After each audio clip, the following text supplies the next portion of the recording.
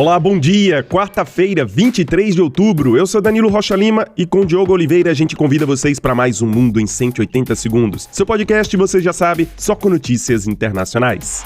Vamos começar com notícias do Oriente Médio. O secretário de Estado americano, Antony Blinken, se encontrou com o primeiro-ministro Benjamin Netanyahu durante a sua nova turnê pela região. Blinken agora diz que a morte na semana passada do chefe do Hamas, Yahya Sinwar, abre as portas para dar um fim à guerra entre Israel e o Hamas e libertar os reféns mantidos pelo grupo extremista. O chefe da diplomacia americana pede a Netanyahu que tome novas medidas para garantir a chegada de ajuda humanitária na faixa de Gaza, onde 500 mil de pessoas sofrem com fome neste momento. Blinken passa hoje pela Arábia Saudita, país importante para intermediar o fim do conflito na região.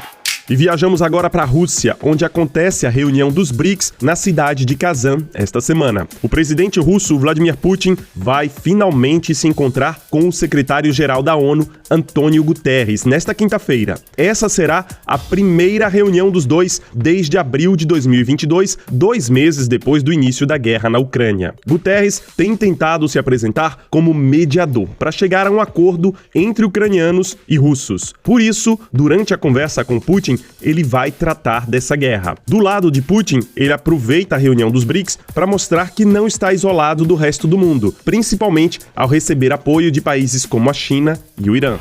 E enquanto isso, o Brasil vetou o convite para que a Venezuela ingresse no bloco dos BRICS. A entrada da Venezuela era um pedido da Rússia, que é aliada ao regime do ditador Nicolás Maduro. Mas, com as alegações de fraudes na reeleição de Maduro este ano, Brasil e Venezuela se distanciaram e o governo Lula esfriou relações com Maduro. Durante esta quarta, haverá reuniões dos chefes de Estado da cúpula para tratar da expansão do bloco com novos países de todos os continentes. Olha, dando uma pausa rapidinha no episódio de hoje, porque eu tenho uma ótima notícia para vocês. A gente está em segundo lugar, concorrendo para o prêmio dos melhores podcasts do Brasil, na categoria Assuntos Diversos. Ajudem a gente e votem no nosso podcast no site prêmiompb.com.br, prêmiompb.com.br, categoria Assuntos Diversos. Chegamos até aqui graças a vocês, muito obrigado pela sua ajuda.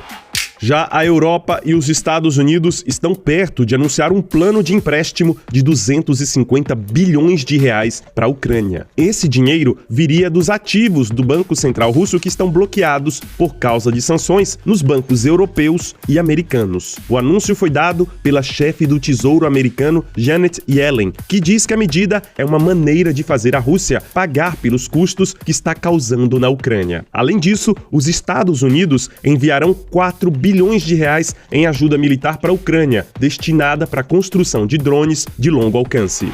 Nos Estados Unidos, as eleições oficialmente acontecem daqui a 2 semanas, mas muitos eleitores decidiram antecipar seu voto. Cerca de 18 milhões de americanos já votaram antecipadamente ou por correio. As pesquisas mostram uma eleição apertada e, por enquanto, um empate técnico entre Kamala Harris e Donald Trump. Jovens, latinos, negros e indecisos são os principais alvos dos dois candidatos nessa reta final. Aproximadamente 246 milhões de americanos podem votar no pleito deste ano, onde o voto é facultativo.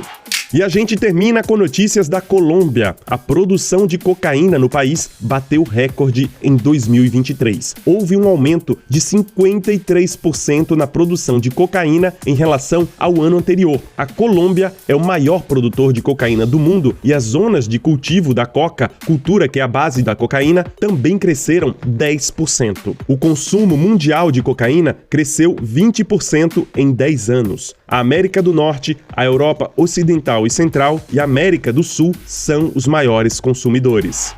E é isso, a gente fica por aqui. Compartilhem o nosso podcast com amigos e família, nas redes sociais, nos grupos de mensagens, nos deem 5 estrelinhas e não deixem de votar no nosso podcast para ficarmos entre os finalistas dos melhores do ano. Obrigado a vocês que já nos deram 5 estrelas no Spotify. Para vocês, um excelente dia, um grande abraço e até mais!